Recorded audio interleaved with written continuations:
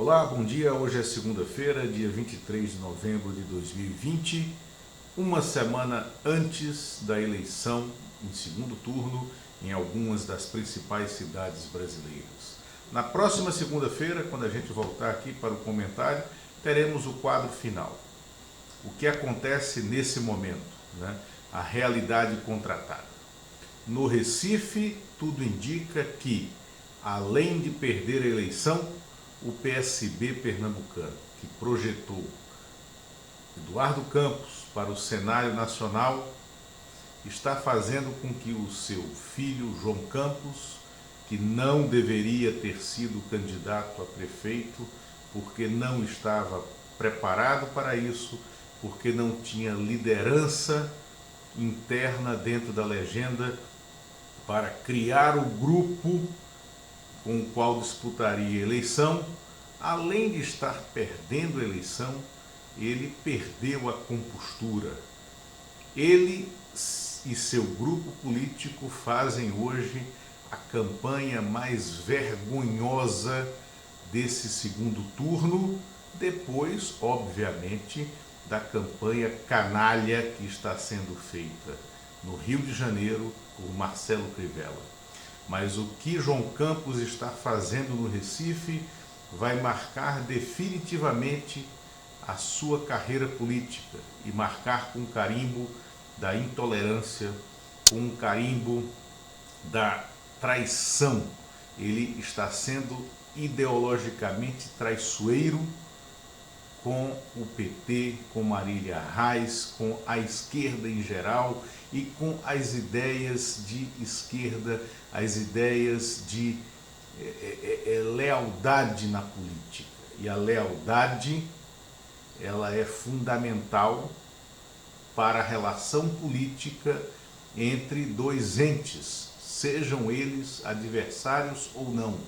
Você não pode ser desleal nem mesmo na adversidade.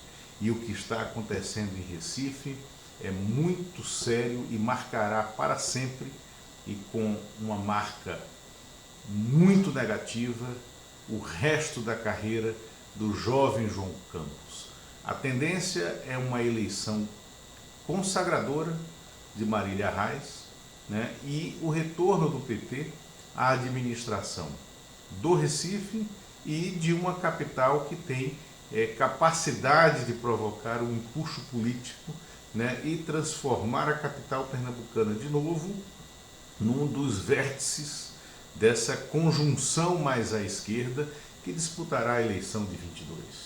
No Rio de Janeiro, a tendência plena, clara, tranquila é a eleição de Eduardo Paes para um terceiro mandato como prefeito, e isso vai ser muito saudável para a cidade do Rio de Janeiro, tão machucada por administrações municipais e estaduais absolutamente desqualificadas, tanto com Marcelo Crivella, quanto com Wilson Witzel, quanto com esse Cláudio Castro, esse governador tampão, que passará a enfrentar a partir de janeiro, ou talvez até mesmo de dezembro, uma série de processos e de assédios judiciais que pode levá-lo a entregar também ele o posto de governador fluminense.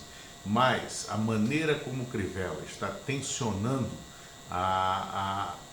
o grupo evangélico, o grupo religioso mais radical em torno dele, provocará uma fratura permanente na cidade do Rio de Janeiro, né? E Eduardo Paes terá que ter uma habilidade política para administrar uma cidade carente de recursos, diferente das outras duas vezes em que ele foi prefeito, sem uma boa relação com o governo central em Brasília, também diferente das outras vezes em que ele foi prefeito, e dessa vez sabendo que ele recebeu um voto de confiança também do eleitor mais à esquerda do Rio de Janeiro, porque afinal, tendo chegado ao segundo turno contra essa figura nefasta que é Marcelo Crivella, ele se tornou o eixo do retorno à política na antiga capital da República, né?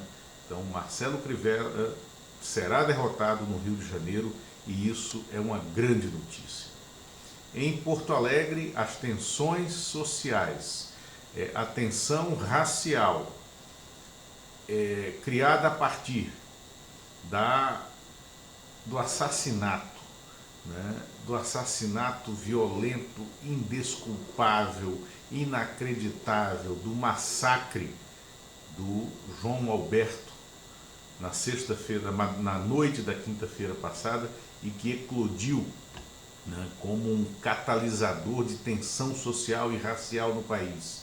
Na última sexta-feira será decisivo nas urnas da capital gaúcha. E isso as pesquisas desta semana revelarão, né, se eu estou certo ou errado, mas eu imagino que isso freou, né, a ascendência, a ascensão, né, da candidatura do PMDB local, e que a candidata Manuela Dávila volta ao jogo político com uma condição real de eleição. Se vencer, terá uma cidade completamente fraturada para administrar e vai ter que ser muito mais do que uma jovem que rapidamente se tornou uma das principais parlamentares do país, que soube se converter numa das principais parlamentares do país, com um discurso maduro, é verdade, mas com um discurso muitas vezes sem uma racionalidade administrativa. Manuela, virando prefeita da capital gaúcha, precisará ter uma força de convergência, de aglutinação para deslocar um pouco, né, da centro-esquerda para o centro real, né, e poder administrar com tranquilidade. Acredito na eleição da Manuela. Enfim, em São Paulo. São Paulo, houve ecos, sim, né, da barbaridade ocorrida em Porto Alegre. A periferia paulista, que talvez seja, nos últimos 10 anos, um dos núcleos de fomento cultural mais significativos do país, um dos núcleos de ebulição cultural mais vivos do Brasil, é a periferia de São Paulo, da capital paulista, que no primeiro turno não se revelou necessariamente eleitora de Boulos, né? Que não foi eleitora de Boulos, que não surge nas primeiras pesquisas de segundo turno como francamente favorável ao Boulos, mas ela certamente escutou o fenômeno inacreditável, violento, indesculpável do assassinato de João Alberto em Porto Alegre. E isso pode deslocar o centro político também em São Paulo.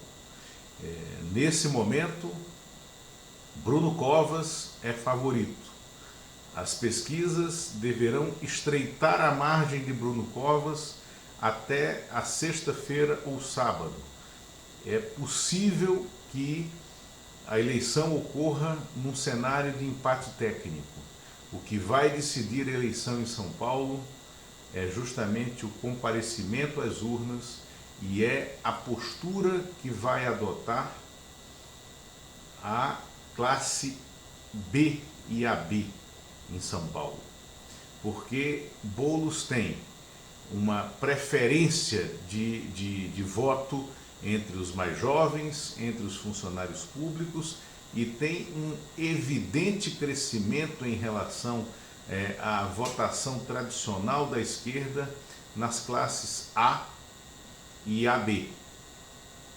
Então, a tendência é que essa eleição seja decidida na margem de erro, né? Agora, há um movimento social em razão do ocorrido em Porto Alegre, da reação necessária da sociedade brasileira, sobretudo da periferia paulista, a favor de um grito da sociedade, de um repúdio da sociedade. E isso é a favor do Boulos. É isso. Obrigado e segunda-feira checaremos se essa pitonisa estava certa ou errada. Abraço.